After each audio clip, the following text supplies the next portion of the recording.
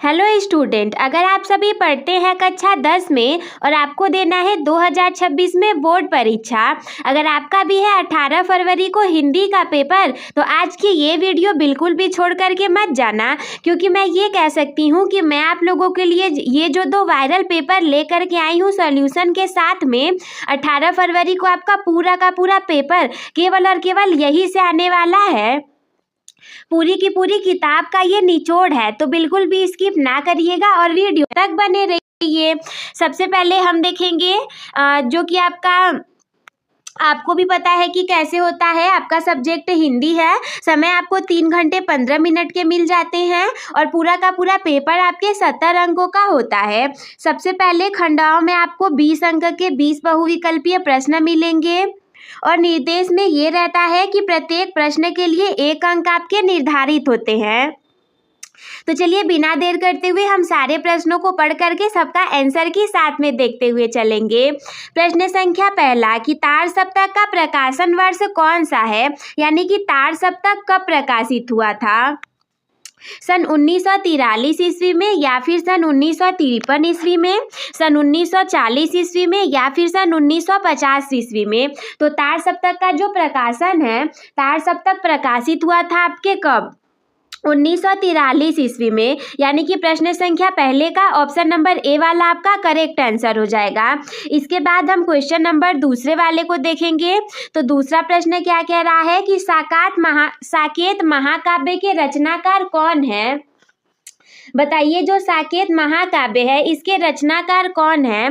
जयशंकर प्रसाद जी, मैथिली शरण गुप्त जी, सुमित्रा नंदन पंत जी अथवा सूर्यकांत त्रिपाठी निराला जी। तो जो आपका साकेत महाकाव्य है इसके जो रचनाकार हैं वो है मैथिली शरण गुप्त जी। बिल्कुल भी मत भूलिएगा, बहुत ज़्यादा इम्पोर्टेंट है, परीक्षाओं में कई बार पूछा गया है और आपके भी परीक्षा में आ सकता है, इसीलिए बिल्कुल भी मत भूलिएगा। और आप लोग ना एक काम करिए, साथ में कॉपी पेन रख करके चलिए और जो जो प्रश्न नहीं आ रहे होंगे या फिर आ रहे होंगे सारे को लिखते चलिए और बिल्कुल शॉर्ट तरीके से। ऐसा नहीं कि पूरा प्रश्न पूरा आंसर उतारते चले, केवल लिखिए साकेत महाकाव्य, आगे एरो लगाइए, लिखिए मैथिली शरण गुप्त जी। जो लिखे हैं उसका रिवीजन हो जाएगा जो याद है, और जो आपको नहीं याद है वो चीज़ आप लिखने की वजह से आपको याद हो जाएगा। इसके बाद प्रश्न संख्या तीसरा कि रीतिकाल की मुख्य विशेषता क्या है। रीतिकाल की मुख्य विशेषता क्या है। श्रृंगार रस की प्रधानता होना, युद्धों का वर्णन करना, भक्ति की प्रधानता अथवा समाज सुधार। तो बताइए, रीतिकाल की मुख्य जो विशेषता है वो है श्रृंगार रस की प्रधानता, यानी कि ऑप्शन नंबर ए वाला करेक्ट आंसर हो जाएगा। प्रश्न संख्या चौथा कि महादेवी वर्मा किस युग की कवित्री हैं। ऑप्शन की बात करें तो ऑप्शन आपको यहाँ पे ये 4 मिल जाएंगे कि प्रगतिवादी युग की महादेवी वर्मा जी कवित्री हैं, अथवा वो छायावादी युग की हैं, या फिर वो द्विवेदी युग की हैं, या फिर भारतेंदु युग की हैं। तो प्रश्न संख्या चौथे का ऑप्शन नंबर बी वाला आपका करेक्ट हो जाएगा। महादेवी वर्मा जी छायावादी युग की कवित्री हैं।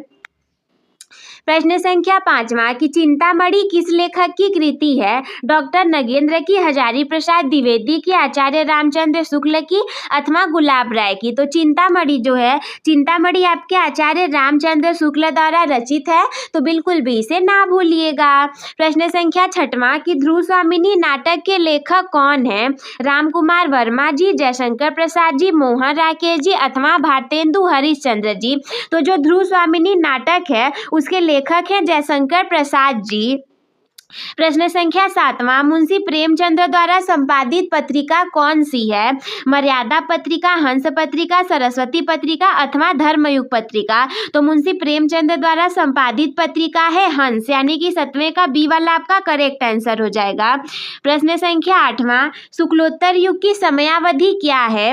1938 से 1947 तक, 1850 से 1900 तक, 1900 से 1920 तक अथवा 1938 से वर्तमान तक। तो बताइए शुक्लोत्तर युग की समयावधि क्या है। शुक्लोत्तर युग जो है वो 1938 से लेकर वर्तमान तक, यानी कि अभी तक है। प्रश्न संख्या 9वां आपको मिलान करना है। गुलाब राय इन चारों में से किससे हैं। क्या भूलूं, क्या याद करूं, मेरी असफलता, लहरों के राजहंस, गोदान। तो पहला देखिए जो आपका गुलाब राय है गुलाब राय यानी कि 9वें का क वाला जो है गुलाब राय का मेरी असफलताएं हैं यानी कि क का सेकंड वाला हो जाएगा। इसके बाद हरिवंश राय बच्चन ख वाला, तो हरिवंश राय बच्चन जी का क्या भूलूं क्या याद करूं पहला वाला हो जाएगा। और मुंशी प्रेमचंद्र जी का ग वाला है चौथा गोदान। इसके बाद मोहन राकेश जी का घ वाला है लहरों के राजहंस यानी कि तीसरा। तो ये आपका हो गया। गुलाब राय जी का है मेरी असफलताएं, हरिवंश राय बच्चन का है क्या भूलूं क्या याद करूं, मुंशी प्रेमचंद्र जी गोदान से रिलेटेड है और मोहन राकेश लहरों के राजहंस से रिलेटेड है। प्रश्न संख्या 10वां कि निम्नलिखित में से कौन सी विधा कहानी है। आप बताइए कि इसमें से कौन सी विधा कहानी है। कफन, पुरस्कार, आकाशदीप अथवा ममता, कौन सी वाली कहानी है। तो कफन भी कहानी है, पुरस्कार भी कहानी है, आकाशदीप भी कहानी है, ममता भी कहानी है। केवल पहला नहीं, गलत हो जाएगा। पहला चौथा तो ये भी गलत हो जाएगा। सी में पहला दूसरा तीसरा गलत है क्योंकि चारों है। ऑप्शन नंबर डी हो जाएगा करेक्ट आंसर, उपर्युक्त सभी क्योंकि चारों ही आपके कहानी है। प्रश्न संख्या 12वां हास्य रस का स्थायी भाव क्या है। रति, शोक, हास, उत्साह। तो हम जानते हैं हास्य रस का स्थायी भाव हास्य, option number C correct answer हो जाएगा। प्रश्न संख्या 13 चरण कमल बंदौ हरिराई, इसमें कौन सा अलंकार है। तो 13वें प्रश्न के ऑप्शन की बात करें तो उपमा, रूपक, उत्प्रेक्षा अथवा यमक। तो प्रश्न संख्या 13वें का ऑप्शन नंबर बी वाला करेक्ट आंसर हो जाएगा। चरण कमल बंदौ हरिराई आपका रूपक अलंकार है। इसके बाद प्रश्न संख्या 14 कि दोहे के प्रथम और तृतीय चरण में कितनी मात्राएं होती हैं। 11-11 मात्राएं, 13-13 मात्राएं, 16-16 मात्राएं अथवा 24-24 मात्राएं। तो दोहे के पहले और तीसरा जो चरण है इसमें होती हैं 13-13 मात्राएं यानी कि ऑप्शन नंबर बी आपका करेक्ट आंसर हो जाएगा। प्रश्न संख्या 15 अनुरूप शब्द में किस उपसर्ग का प्रयोग है। अन का, अनु का, अ का अथवा रूप का। तो बताइए अनुरूप शब्द में किस उपसर्ग का प्रयोग है। हम जानते हैं अनु प्लस रूप बराबर अनुरूप यानी कि बी वाला अनु आपका करेक्ट आंसर हो जाएगा। अनु आपका इसमें उपसर्ग है। प्रश्न संख्या 16 त्रिवेणी में कौन सा समास है। द्वंद्व समास, कर्मधारय समास, द्विगु समास अथवा बहुव्रीहि समास। बताइए त्रिवेणी में कौन सा समास है। ऑप्शन नंबर सी आपका करेक्ट हो जाएगा द्विगु समास। इसके बाद प्रश्न संख्या 17 है कि रचना के आधार पर वाक्य के कितने भेद हैं। 2 भेद हैं, 3 भेद हैं, 4 भेद हैं अथवा 8 भेद हैं। रचना के आधार पर वाक्य के कितने भेद हैं। तो देखिए रचना के आधार पर वाक्य के आपके 3 भेद हैं यानी कि ऑप्शन नंबर बी आपका करेक्ट आंसर हो जाएगा। इसके बाद प्रश्न संख्या 18 की बात करें कि अग्नि का तद्भव रूप क्या होगा। आग, पावक, अनल अथवा ज्वाला। तो अग्नि का जो तद्भव रूप है वो है आग। हम जाते हैं आग अग्नि यानी कि 18वें का ऑप्शन नंबर ए आपका करेक्ट आंसर हो जाएगा। प्रश्न संख्या 19 कृतवाच्य में किसकी प्रधानता होती है। कर्म की, भाव की, कर्ता की अथवा क्रिया की। कृतवाच्य में किसकी प्रधानता है। तो कृतवाच्य में प्रधानता है ऑप्शन नंबर सी की यानी कि कर्ता की। प्रश्न संख्या 20 तद स्त्रीलिंग शब्द का चतुर्थी विभक्ति एक वचन रूप क्या होगा। तो फटाफट से पढ़िए और बताइए कि कौन सा होगा। तो ये हो जाएगा आपका तस्य यानी कि ऑप्शन नंबर ए वाला करेक्ट आंसर। तो ये हमारा खंड अ वाला कंप्लीट हो गया। अब हम देखेंगे खंड ब वाले को। खंड ब हम जानते हैं वर्णनात्मक प्रश्नों से संबंधित है 50 अंक के लिए। प्रश्न 1 है गद्यांश पर आधारित प्रश्नों के उत्तर दीजिए 6 अंकों के लिए। तो गद्यांश आपका क्या है कि कुसंग का ज्वर सबसे भयानक होता है और ये केवल हमारे नीति और सद्वृत्ति का ही नाश नहीं करता बल्कि हमारे बुद्धि का भी क्षय करता है। यदि किसी युवा पुरुष की संगति बुरी होगी तो वो उसके पैरों में बंधी चक्की के समान होगी। तो हमें इसका लिखना है संदर्भ। बताइए इसका संदर्भ हम कैसे लिखेंगे। तो संदर्भ हम लिखेंगे कि प्रस्तुत गद्यांश हमारी पाठ्य पुस्तक हिंदी के गद्यांश खंड में संकलित मित्रता नामक पाठ से लिया गया है और इसके जो लेखक हैं वो प्रसिद्ध आलोचक एवं निबंधकार आचार्य रामचंद्र शुक्ल जी हैं। आई होप कि आप लोग को समझ में भी आ रहा होगा। हमने बहुत ज़्यादा इजी लैंग्वेज में लिखा है कि समझ में आ जाए। प्रश्न संख्या 2 कि कुसंग का प्रभाव व्यक्ति पर क्या पड़ता है। तो देखिए कुसंग व्यक्ति की बुद्धि को नष्ट कर देता है और तो और ये उसे अवनति ये उसे अवनति के गड्ढे में गिरा देता है। इसके बाद हम देखेंगे प्रश्न संख्या 3 में हमें रेखांकित अंश की व्याख्या करना है। तो देखिए कि रेखांकित अंश आपका यहाँ पर कौन सा है। रेखांकित अंश यहाँ पर है कि कुसंग का ज्वर सबसे भयानक होता है और ये केवल नीति और सद्धर्म का ही नाश नहीं करता बल्कि बुद्धि का भी क्षय करता है। तो इसी रेखांकित अंश की हम करेंगे व्याख्या। देखिए किस तरीके से रेखांकित अंश की व्याख्या। लेखक का मानना है कि बुरी संगति एक भयानक बीमारी यानी कि ज्वर के समान होती है। जिस प्रकार एक तीव्र बुखार शरीर की समस्त शक्ति को सोख लेता है और स्वास्थ्य को नष्ट कर देता है, उसी प्रकार कुसंगति भी व्यक्ति के चारित्रिक गुणों का विनाश कर देती है। अब गद्यांश आपका पूरा हुआ। प्रश्न दूसरे में हम पद्यांश को देखेंगे। पद्यांश पर आधारित प्रश्नों के उत्तर जिसके लिए भी आपको 6 अंक रहेंगे। तो सब इसमें एक्चुअली 2-3 लाइन और थे, यहाँ पर 1 लाइन नहीं दिया है, वो आप ध्यान से सुन लीजिए। तो क्या है इसमें, ऊधो मन न भये 10-20, ऊधो मन न भये 10-20, एक हुतो गयो श्याम संग को अवराधे ईस। तो ये आपका पद्यांश था। यहाँ पे मिसप्रिंटिंग की वजह से थोड़ा 2-3 लाइन नहीं लिखा है, बाकी आप बुक में देखेंगे तो मिल जाएगा। पहला है पद्यांश का संदर्भ लिखना। तो संदर्भ हम ऐसे लिखेंगे कि प्रस्तुत पद्यांश हमारी पाठ्य पुस्तक हिंदी के काव्य खंड में संकलित पद शीर्षक से उद्धृत है और इसके रचयिता कौन है। इसके रचयिता भक्त कवि सूरदास जी हैं। अब देखिए उसमें पूरा लिखा नहीं था वरना रेखांकित अंश भी दिखता। तो जो 2 लाइन उसमें था पूरा का मान लीजिए हम व्याख्या कर देंगे ना। उद्धव मन न भये 10-20, यानी कि गोपियां उद्धव से कहती हैं कि हे उद्धव हमारे पास 10-20 तो मन नहीं है। एक कहू तो गयो श्याम संग, यानी हमारे पास तो एक ही मन था ना, और वो भी श्री कृष्ण श्याम जी के साथ मथुरा चला गया है। को अवराधे ईस, यानी कि अब आप ही बताइए उस एक मन के बिना अब हम आपके द्वारा बताए गए इस ईस निराकार ब्रह्म की आराधना कैसे करेंगे। प्रश्न संख्या 3 है कि गोपियों के अनुसार उनका मन किसके साथ चला गया है। तो हमने पहले ही आपको बता दिया है इसमें कि गोपियां कह रही हैं कि उनका एक ही मन था जो कि श्री कृष्ण जी श्याम जी के साथ चला गया है। नेक्स्ट है आपका संस्कृत गद्यांश का हिंदी अनुवाद करना और इसके लिए आपको दिए जाएंगे पूरे 5 अंक। तो देखिए संस्कृत गद्यांश क्या है कि वाराणसी सुविख्याता प्राचीना नगरी, यानी कि वाराणसी एक बहुत प्रसिद्ध प्राचीन नगरी है। इयम विमल सलिल तरंगायाः गंगायाः कूले स्थिता, यानी कि ये वाराणसी नगर स्वच्छ जल की तरंगों वाली गंगा के किनारे स्थित है।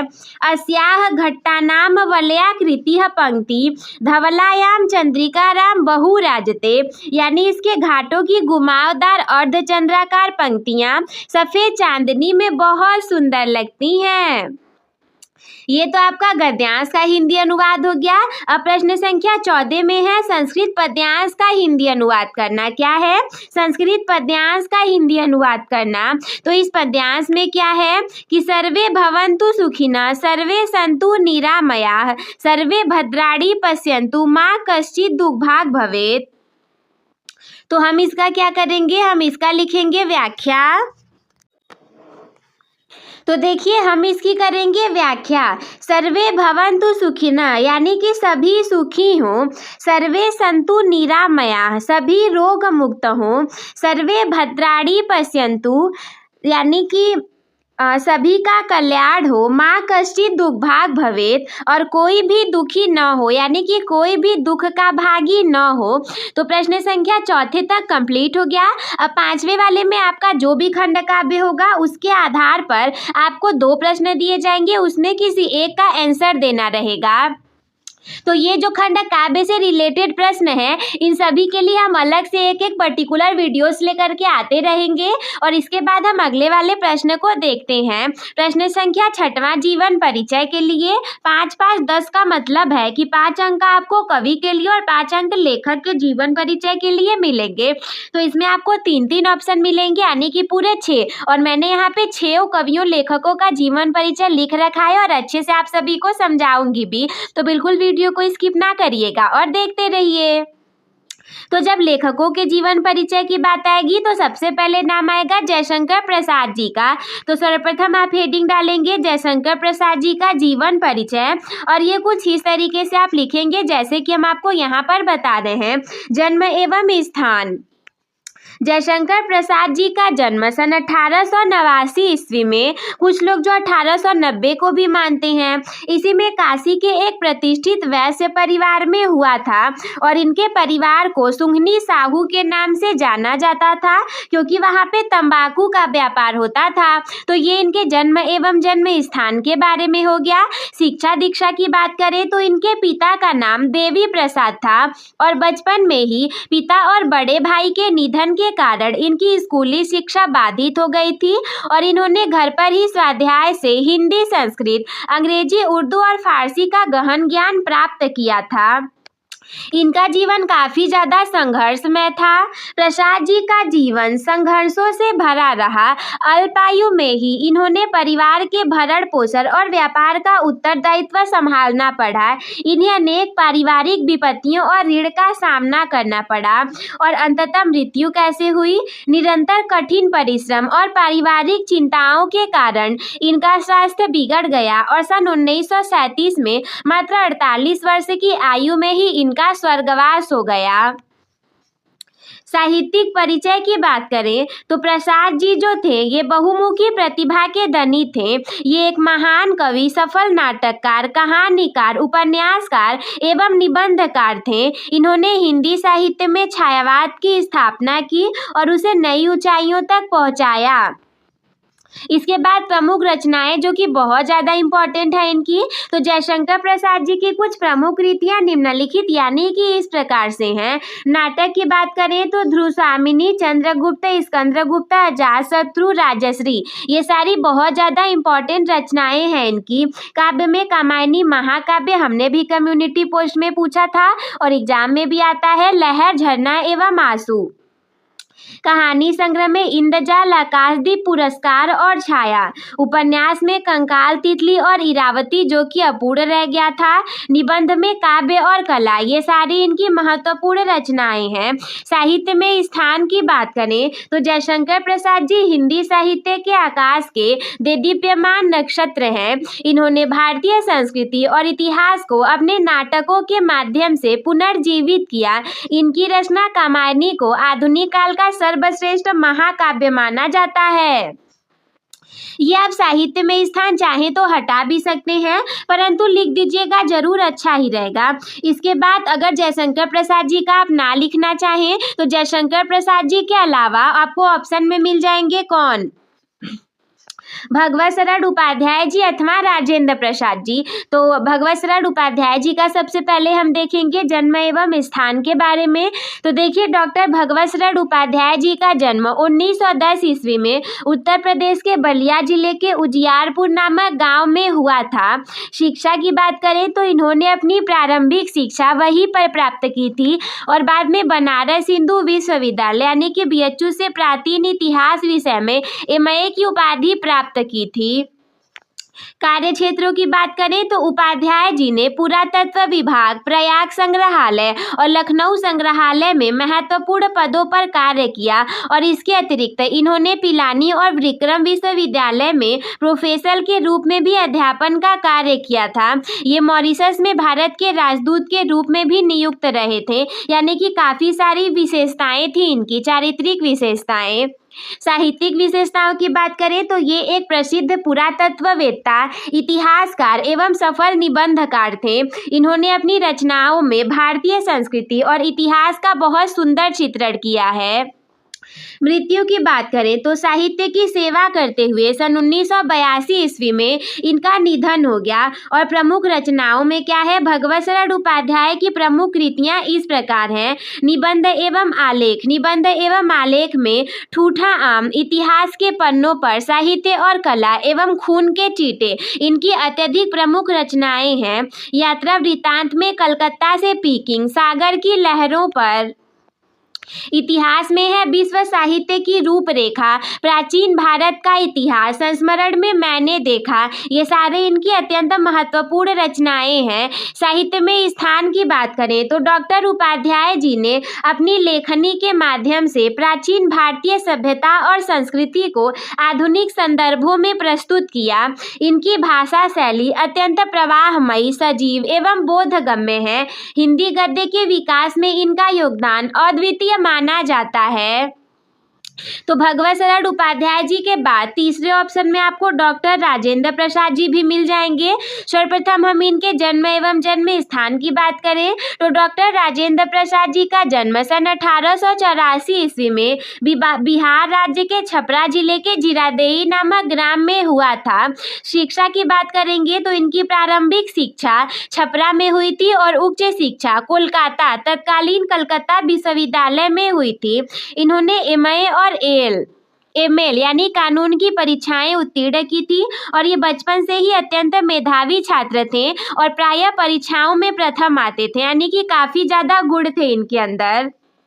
कार्य क्षेत्र एवं सेवा की बात तो ऐसा भले ही कौन ही होगा जो कि नहीं जानेगा, यानी कि ज्यादातर लोगों को पता है। इन्होंने कुछ समय तक मुजफ्फरपुर कार्य में अध्यापन किया था और बाद में पटना और कोलकाता उच्च न्यायालय में सफल वकालत की थी। गांधी जी के आदर्शों और सिद्धांतों से प्रभावित होकर के इन्होंने वकालत छोड़ दिया था और पूर्ण रूप से देश सेवा तथा स्वतंत्रता आंदोलन में कूद पड़े थे। राजनीतिक जीवन की बात करें तो ये भारतीय राष्ट्रीय कांग्रेस के 3 बार अध्यक्ष चुने गए थे और भारत के स्वतंत्र होने पर ये भारतीय संविधान सभा के अध्यक्ष बने थे। अंततः भारत के प्रथम राष्ट्रपति के रूप में देश का गौरव बढ़ाया था और सन 1962 ईस्वी में इन्हें भारत के सर्वोच्च नागरिक सम्मान यानी कि भारत रत्न से अलंकृत किया गया था। निधन की बात की जाए तो सादगी और सेवा के प्रतिमूर्ति डॉक्टर प्रसाद जी का निधन 28 फरवरी 1963 ईस्वी में हो गया था। साहित्यिक परिचय भी है। डॉक्टर राजेंद्र प्रसाद एक कुशल लेखक एवं विचारक भी थे। इन्होंने हिंदी भाषा के प्रचार प्रसार में महत्वपूर्ण योगदान दिया था। इनकी लेखनी में सरलता, सादगी और गहराई स्पष्ट रूप से दिखाई देती थी। देखिए, रचनाएं अत्यधिक इम्पॉर्टेंट है क्योंकि एग्जाम में आपके एमसीक्यू में भी आ सकते हैं और भी बहुत जगह पूछे जाएंगे। जीवन परिचय आप लिखेंगे तो बिना रचनाओं के तो पूरा होगा नहीं। तो प्रमुख रचनाएं इस प्रकार हैं। आत्मकथा में मेरी आत्मकथा, इतिहास एवं राजनीति में भारतीय शिक्षा और संस्कृति एवं गांधी जी की देन। अन्य कृतियों की बात करें तो साहित्य, संस्कृति का अध्ययन एवं चंपारण में महात्मा गांधी, ये सारे डॉक्टर राजेंद्र प्रसाद जी के अत्यंत महत्वपूर्ण रचनाएं हैं। साहित्य में स्थान की बात की जाए तो डॉक्टर राजेंद्र प्रसाद अपनी सादगी, निष्पक्षता और विद्वता के लिए सदैव याद किए जाएंगे। हिंदी साहित्य में ये एक गंभीर विचारक और राष्ट्रभाषा के अनन्य सेवक के रूप में भी प्रतिष्ठित हैं। लेखक के जीवन परिचय के बाद एग्जाम में हमारे कवियों का भी जीवन परिचय आता है। तो सबसे पहले जो कवि हैं, हम जानते हैं 3 ऑप्शन मिलेंगे। अगर आप लोगों ने पेपर एनालिसिस नहीं देखा होगा तो कुछ दिन पहले ही पेपर एनालिसिस हमारा गया था, वहां से देख लीजिएगा। सबसे पहले है आपके गोस्वामी तुलसीदास जी का जीवन परिचय। जन्म एवं जन्म स्थान की बात करें तो गोस्वामी तुलसीदास जी का जन्म सन 1532 ईस्वी, संवत की बात करें तो 1589 ईस्वी के आसपास माना जाता है, यानी कि कंफर्म नहीं है, इसी के आसपास माना जाता है। इनका जन्म उत्तर प्रदेश के बांदा जिले के राजापुर नामक ग्राम में हुआ था। कुछ विद्वान जो है वो इनका जन्म सोरो में भी मानते हैं। बचपन और माता पिता की बात करें तो इनके पिता का नाम आत्माराम दुबे और माता का नाम हुलसी था। कहा जाता है कि मूल नक्षत्र में जन्म लेने के कारण इनके माता पिता ने इन्हें त्याग दिया था और इसके बाद इनका बचपन बहुत ज्यादा कठिनाइयों में बीता था। गुरु और शिक्षा की बात करें तो इनका पालन पोषण और शिक्षा प्रसिद्ध संत नरहरिदास की देखरेख में हुआ था, जिन्होंने इन्हें राम भक्ति का मार्ग दिखाया था। विवाह की बात करें तो इनका विवाह रत्नावली से हुआ था और अपनी पत्नी के प्रति अत्यधिक आसक्ति के कारण एक बार इनकी फटकार सुन करके इनके मन में वैराग्य उत्पन्न हो गया था और ये राम की भक्ति में लीन हो गए थे, यानी कि पत्नी से अत्यंत प्रेम करते थे, परंतु उन्होंने इनको डांट दिया था, तब जाकर के ये राम भक्ति में लीन हो गए। मृत्यु जो है तुलसीदास जी का निधन सन 1623 ईस्वी संवत 1680 में काशी के अस्सी घाट पर हुआ था। प्रमुख रचनाओं की बात करें तो तुलसीदास ने लगभग 12 प्रामाणिक ग्रंथों की रचना की, जिनमें प्रमुख हैं कौन कौन से? रामचरितमानस, ये इनका सबसे प्रसिद्ध महाकाव्य है जो कि अवधी भाषा में लिखा गया है। ये रामचरितमानस हम जानते हैं तुलसीदास जी ने लिखा है और अवधी भाषा में लिखा गया है। अन्य काव्यों की बात करें तो विनय पत्रिका, कवितावली, गीतावली, दोहावली और कृष्ण गीतावली, ये सारी इनकी अत्यंत महत्वपूर्ण रचनाएं हैं। साहित्य में स्थान कौन सा है? तुलसीदास जी हिंदी साहित्य के भक्ति काल की रामाश्रयी शाखा के सर्वश्रेष्ठ कवि हैं। इन्हें लोकनायक कहा जाता है क्योंकि रचनाओं के माध्यम से समाज में मर्यादा, समन्वय और भक्ति का संदेश दिया था। तुलसीदास जी के बाद दूसरी कवियत्री का नाम आपके आ सकता है एग्जाम में इनका जीवन परिचय लिखने के लिए, तो इनका नाम है सुभद्रा कुमारी चौहान जी। जीवन परिचय की बात करें तो सर्वप्रथम हम जन्म एवं जन्म स्थान को देखेंगे। तो सुभद्रा कुमारी चौहान का जन्म 1904 में इलाहाबाद, जिसे कि अब प्रयागराज के नाम से जानते हैं, इसी के कहां पर निहालपुर नामक गांव में हुआ था। प्रारंभिक जीवन की बात करें तो इनके पिता का नाम ठाकुर राम सिंह था और बचपन से ही इन्हें कविताएं लिखने का बहुत शौक था। इनकी पहली कविता मात्र 9 वर्ष की आयु में प्रकाशित हुई थी। शिक्षा, इनकी शिक्षा प्रयाग के क्रॉसथवेट गर्ल्स कॉलेज में हुई थी, जहां प्रसिद्ध कवित्री महादेवी वर्मा इनकी सहपाठी थी, यानी कि महादेवी वर्मा और सुभद्रा कुमारी चौहान जी साथ साथ में पढ़े बले थे। विवाह एवं स्वतंत्रता संग्राम की बात करें तो इनका विवाह खंडवा मध्य प्रदेश के ठाकुर लक्ष्मण सिंह चौहान के साथ हुआ था और विवाह के बाद ये गांधी जी के असहयोग आंदोलन से जुड़ गई थी और जेल जाने वाली पहली भारतीय महिला सत्याग्रही बनी थी। निधन की बात करें तो 1948 ईस्वी में एक कार दुर्घटना में इनका आकस्मिक निधन हो गया था। साहित्यिक परिचय में सुभद्रा जी की कविताओं में राष्ट्र प्रेम और वीरता कूट कूट कर भरी पड़ी है। इनकी रचनाएं भारतीय युवाओं में जोश भरने का काम करती हैं और ये राष्ट्रीय चेतना की अमर गायिका कही जाती हैं। प्रमुख रचनाएं जो बहुत इंपॉर्टेंट हैं, सुभद्रा कुमारी चौहान जी की प्रमुख कृतियां इस प्रकार हैं। काव्य संग्रह में मुकुल और त्रिधारा, प्रसिद्ध कविता में झांसी की रानी, जो कि हम लोग सुने भी हैं, खूब लड़ी मर्दानी वह तो झांसी वाली रानी थी, ये इनकी सबसे लोकप्रिय कविता है।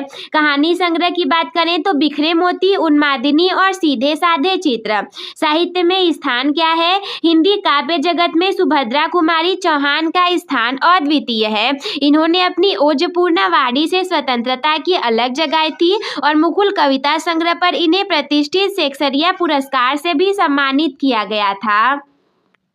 तीसरा आपके सुमित्रा नंदन पंत जी का बहुत इंपॉर्टेंट जीवन परिचय आ सकता है। तो सर्वप्रथम है जन्म एवं जन्म स्थान। प्रकृति के चितेरे कवि कहे जाने वाले सुमित्रा नंदन पंत जी का जन्म सन 1900 ईस्वी में उत्तराखंड के अल्मोड़ा जिले के कौसानी नामक ग्राम में हुआ था।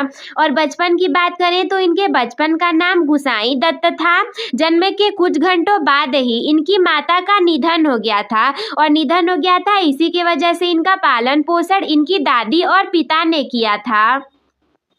शिक्षा की बात करें तो इनकी प्रारंभिक शिक्षा अल्मोड़ा में हुई थी। उच्च शिक्षा के लिए ये वाराणसी क्वींस कॉलेज और फिर प्रयाग गए थे। गांधी जी के आह्वान पर इन्होंने कॉलेज छोड़ दिया था और स्वाध्याय से अंग्रेजी, संस्कृत और हिंदी का ज्ञान प्राप्त किया था। सम्मान की बात करें तो पंत जी को उनकी रचनाओं के लिए साहित्य अकादमी पुरस्कार, सोवियत लैंड नेहरू पुरस्कार और उनकी महान कृति चिदम्बरा के लिए भारतीय ज्ञानपीठ पुरस्कार प्राप्त हुआ हुआ था। भारत सरकार ने इन्हें पद्म भूषण से भी सम्मानित किया था। मृत्यु की बात करें तो निरंतर साहित्य सृजन करते हुए सन 1977 ईस्वी में इस महान कवि का स्वर्गवास हो गया था। और सबसे अंत में हम देखेंगे साहित्यिक परिचय एवं प्रमुख रचनाओं के बारे में। तो पंत जी छायावादी युग के 4 प्रमुख स्तंभों में से एक हैं।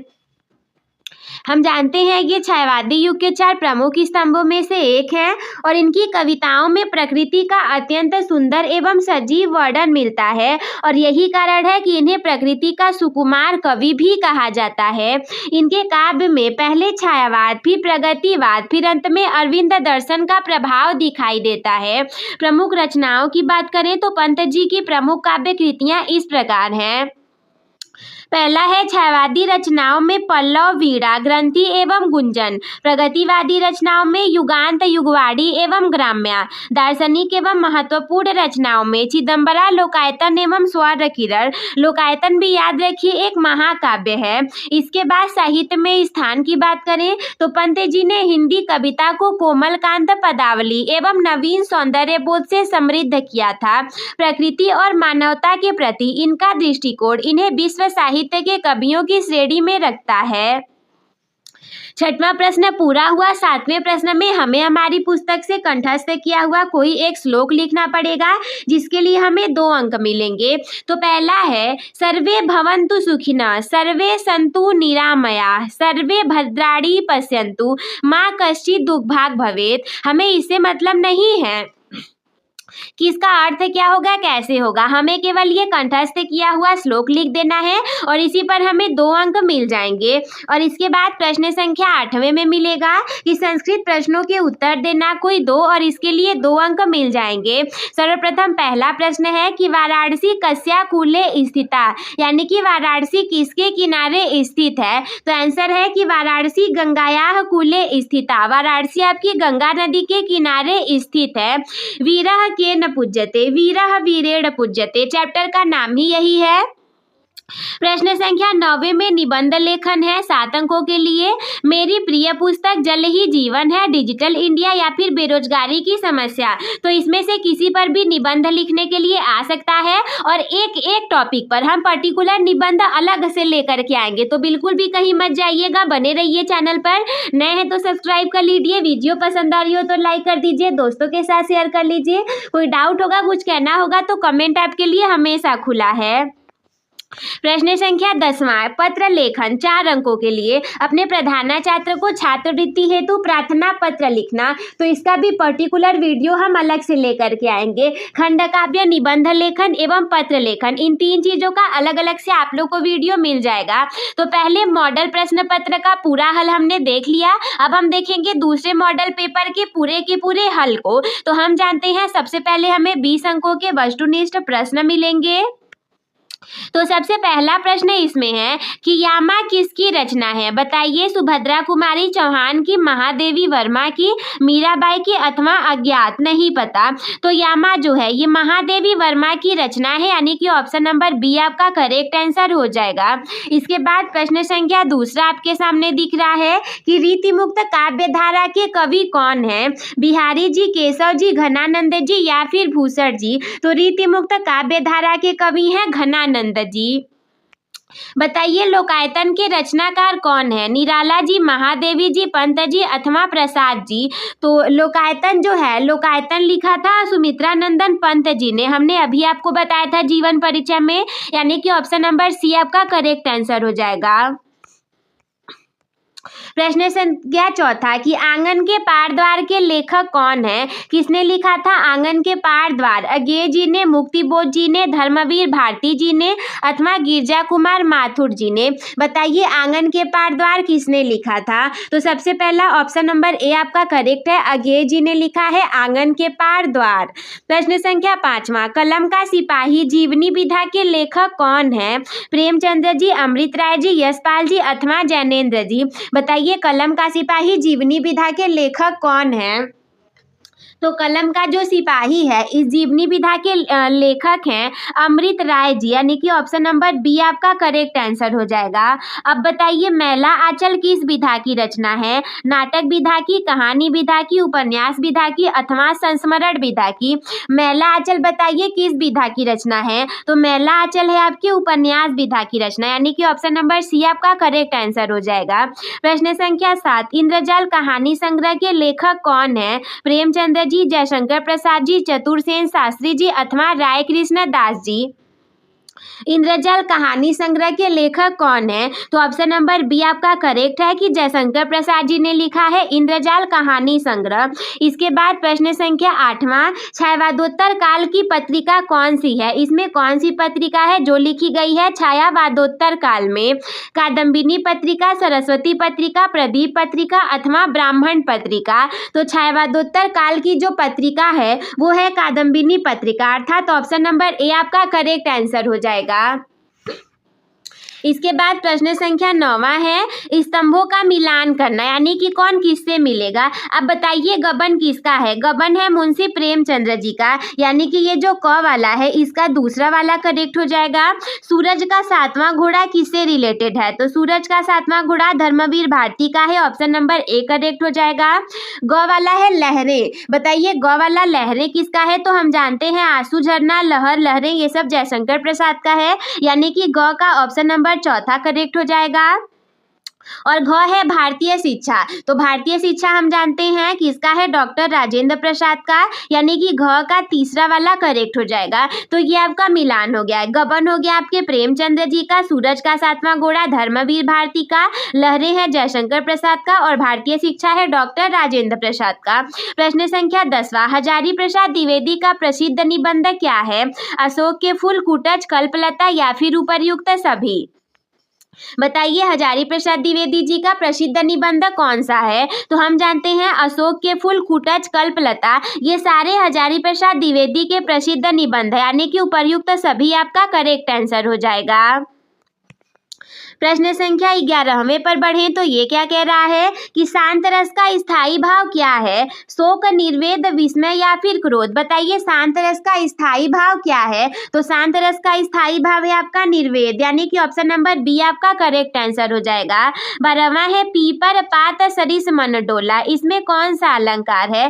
पीपर पात सरिस मंडोला इसमें है बी वाला, यानी कि उपमा अलंकार है।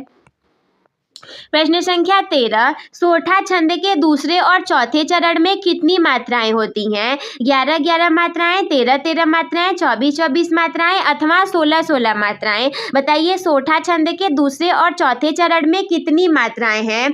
तो प्रश्न संख्या 13 का ऑप्शन नंबर बी करेक्ट है। सोठा छंद के दूसरे और चौथे चरण में 13-13 मात्राएं हैं। प्रश्न संख्या 14, अभिमान शब्द में प्रयुक्त उपसर्ग कौन सा है?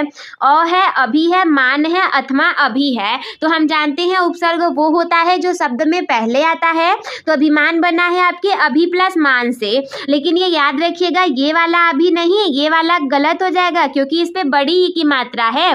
करेक्ट होगा आपका ऑप्शन नंबर बी वाला, क्योंकि भ पे छोटी ई की मात्रा है। इसके बाद 15वां, माता पिता में कौन सा समास है? बताइए माता पिता में कौन सा समास है? द्विगु समास, कर्मधारय समास, द्वंद्व समास अथवा अव्ययी भाव समास? तो माता पिता में आपका है द्वंद्व समास, यानी कि option number C correct answer हो जाएगा। प्रश्न संख्या 16, मुझसे चला नहीं जाता, इसमें कौन सा वाच्य है? कृतवाच्य, कर्मवाच्य, भाववाच्य अथवा इनमें से कोई नहीं? तो मुझसे चला नहीं जाता इसमें है भाववाच्य, यानी कि ऑप्शन नंबर सी आपका करेक्ट आंसर हो जाएगा। इसके बाद प्रश्न संख्या 17 कि नेत्र का पर्यायवाची शब्द कौन सा है? चक्षु, गगन, वारी या फिर अनल? तो हम जानते हैं नेत्र का पर्यायवाची है आपका चक्षु। प्रश्न संख्या 18, वाक्य में जिसके बारे में कुछ कहा जाता है उसे क्या कहते हैं? विधेय, उद्देश्य, क्रिया अथवा कारक? तो वाक्य में हम जिसके बारे में कुछ कहते हैं वो होता है आपका उद्देश्य, यानी कि बी वाला आपका करेक्ट आंसर हो जाएगा। प्रश्न संख्या 19 कि युष्मद् शब्द की षष्ठी विभक्ति बहुवचन रूप क्या है? तव, युष्माकम, युष्मभ्यम अथवा त्वाया। बताइए युष्मद् शब्द की षष्ठी विभक्ति बहुवचन रूप कौन सा है? तो बी वाला करेक्ट हो जाएगा, युष्माकम। प्रश्न संख्या 20 सुंदर शब्द क्या है? संज्ञा, सर्वनाम, विशेषण अथवा क्रिया विशेषण। तो सुंदर है आपका कौन सा? सुंदर है आपका विशेषण, यानी कि सी वाला करेक्ट आंसर हो जाएगा। तो क वाला हमारा दूसरे पेपर का भी कंप्लीट हो गया। अब हम देखेंगे खंड ब वाला। हम जानते हैं वर्णनात्मक लिखने वाले प्रश्न होंगे 50 अंकों के। सबसे पहला हमें मिलेगा गद्यांश पर आधारित प्रश्न उत्तर 6 अंकों के लिए। तो इसमें है कि विश्वास पात्र मित्र जीवन की एक औषधि है। विश्वास पात्र मित्र जीवन की एक औषधि है। और इसमें भी मिस प्रिंटिंग की वजह से पूरा नहीं लिखा है, तो पूरा हम बता देते हैं कि विश्वास पात्र मित्र जीवन की एक औषधि है और जिसे ऐसा मित्र मिल जाए उसे सोचना चाहिए कि खजाना मिल गया है। ये आपका पूरा गद्यांश है। तो पहला प्रश्न है कि गद्यांश का संदर्भ लिखना। तो हम लिखेंगे कि आचार्य रामचंद्र शुक्ल के मित्रता पाठ से लिया गया है। दूसरा है कि लेखक ने मित्र की तुलना किससे की है? तो हम बताएंगे कि लेखक ने मित्र की तुलना औषध यानी कि दवा और खजाने से की है। अब रेखांकित अंश की व्याख्या में हम पूरे की व्याख्या कर देंगे कि लेखक का मानना है कि हमें मित्र बनाते समय बहुत सावधानी बरतनी चाहिए। मित्रता केवल मनोरंजन के लिए नहीं होती है, बल्कि जीवन को श्रेष्ठ बनाने के लिए होनी चाहिए। सच्चा मित्र वही है जो हमारे गुणों को बढ़ाए और हमारी कमियों को दूर करने में हमारी मदद करे। गद्यांश आपका पूरा हुआ। अब हम देखेंगे पद्यांश। तो पद्यांश आपका क्या कह रहा है कि निर्गुण कौन देश को बासी, मधुकर कहीं समुझाय सौहदे बूझति साच नहासी। तो इसका संदर्भ हम लिखेंगे। आप चाहे तो पूरा लिख सकते हैं, जैसे हमने बताया था कि प्रस्तुत पद्यांश हमारे पाठ्य पुस्तक हिंदी में पद से संकलित है, जिसके कि कवि सूरदास जी हैं। अगर समय कम होगा तो एक लाइन में ऐसे लिख सकते हैं कि ये सूरदास के पदों से हैं, परंतु आप पूरा ही लिखेगा। दूसरे प्रश्न में ये जो रेखांकित अंश दिया है इसकी व्याख्या करनी है। तो हम लिखेंगे कि गोपियों का मानना है कि जिसका न कोई रूप है, न रंग है, न माता पिता है, उसे प्रेम कैसे किया जा सकता है। वे अपने साकार कृष्ण के प्रेम में इतनी डूबी हैं कि उन्हें उद्धव का ज्ञान फीका और व्यर्थ लगता है। प्रश्न संख्या 3 कि गोपियां उद्धव से किसके बारे में प्रश्न कर रही हैं? तो आंसर है कि गोपियां उद्धव से निर्गुण ब्रह्म के माता पिता, देश और स्वरूप के बारे में प्रश्न कर रही हैं। इसके बाद प्रश्न 3 में हम करेंगे संस्कृत गद्यांशों का हिंदी अनुवाद।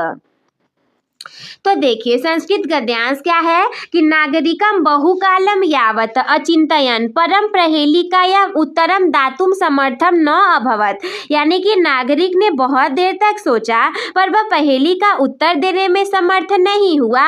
अतः ग्रामीणम वदत, तब उसने ग्रामीण से कहा अहम अस्याह प्रहेलिकायाः उत्तरम न जानामि। यानी कि मैं इस पहेली का उत्तर नहीं जानता। गद्यांश के बाद संस्कृत पद्यांश भी आपको मिलेंगे। संस्कृत पद्यांश का हिंदी अनुवाद करना है। तो देखिए इसमें क्या है, ये 4 लाइनें हैं। इन चारों का उत्तर हमें मतलब इसका हिंदी अनुवाद लिखना है।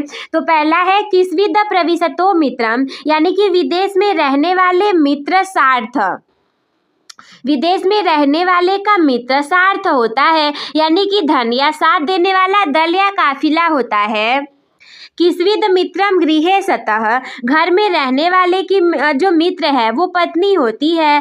आतुरम च किम मित्रम, रोगी का मित्र वैद्य या फिर डॉक्टर होता है। किस्विद मित्रम मरीष्यतः, और मरने वाले का मित्र केवल दान होता है, क्योंकि वही मृत्यु के बाद साथ जाता है। इसके बाद प्रश्न 6वें में हम खंडकाव्य के आधार पे उत्तर देंगे। और बिल्कुल चिंता मत करिएगा, बिल्कुल मत चिंता करिएगा, मैं बता रही हूँ चैनल को सब्सक्राइब कर लीजिए और ऑल नोटिफिकेशन को ऑन कर लीजिए। जितनी इंपॉर्टेंट वीडियोज जाएंगी सब आप लोगों तक पहुँच जाएंगी। और सारा मैं लेकर के आऊंगी अलग से। पूरे खंड काव्य में नायक का चित्रण, सर्ग की कथा वस्तु सब लेकर के आएंगे, बिल्कुल चिंता मत करिए। प्रश्न 6वें में है कि जीवन परिचय लेखक एवं कवियों का। लेखक में हमने जयशंकर प्रसाद, भगवत सर उपाध्याय, डॉक्टर राजेंद्र प्रसाद सभी का आप लोग को करवा दिया। कवियों में तुलसीदास, सुभद्रा कुमारी चौहान या फिर पंत, इन तीनों लोगों का भी हमने बता दिया। कंठस्थ किया हुआ श्लोक हमने आपको लिखकर बता दिया, इसका भी हमने उत्तर बता दिया। परंतु एक बार फिर से देख लेते हैं कि वाराणसी कस्या कूले स्थिता, तो आंसर है कि वाराणसी गंगायाः कूले स्थिता। दूसरे प्रश्न में है वीरः केन पूज्यते, तो वीरः वीरेण पूज्यते। निबंध की बात करें तो निबंध में नारी शिक्षा, मेरे प्रिय कवि, भ्रष्टाचार एवं विज्ञान के लाभ हानि, इन सभी के ऊपर निबंध हम लेकर के आएंगे, बिल्कुल चिंता ना करिए, पर अलग से वीडियो में।